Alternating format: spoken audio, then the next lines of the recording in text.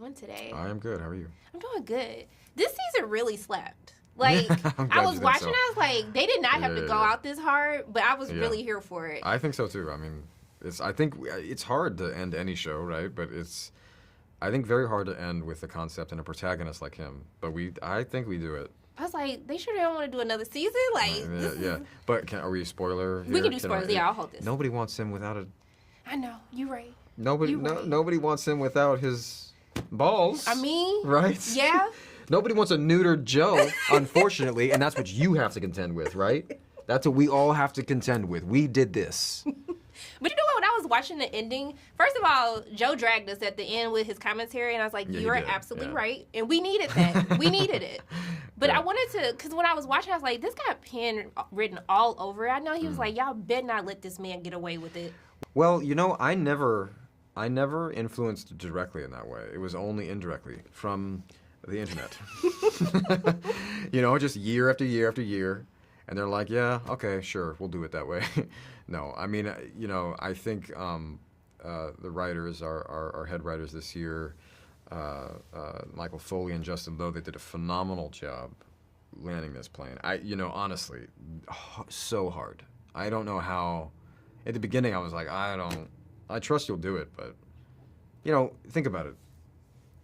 There's not too many ways it can end. It's like death, prison, or just being alive and getting away with it. Death would be too easy for him. I agree, and then it would saddle someone else with that, having to do that. You don't need to make some woman murder you. That's not fair. Yeah. You know, and then so if he gets away with it, okay. I mean, is that social commentary? But like, that's depressing. Mm-hmm. You know. So I think we did what we had to do. We kept him alive. We didn't let anybody murder him, but we didn't let him keep his balls. Didn't keep his balls. Yeah. Look at that justice. Okay? Or whichever. I don't know which part he kept. I don't know which part was gone. Maybe he's missing a little bit of both. I found it interesting, like with the dragging. I was like, ooh, like what does that say about us? What does it say? And I like how it played into how you have to play into this Prince Charming role, because he does have everything that he ever wanted at the beginning of the season. Yeah, so like he's miserable. Right, and there's like something, I think Maddie says it, like, are you really comfortable with the life that you're living? Are you truly happy this way? So can you really talk about playing the opposite of how we were first introduced to Joe and being Prince Charming and out and open in plain sight this season? Well, I think maybe in that way that's what it is. It's like you realize that the whole show has not really been about a man who's a serial killer, even though he is technically that. He's not really that. What he is an embodiment of every trope of love, right? And you realize, like, oh, the way desire changes love into things closer to possession and manipulation, abuse, jealousy, you know what I mean?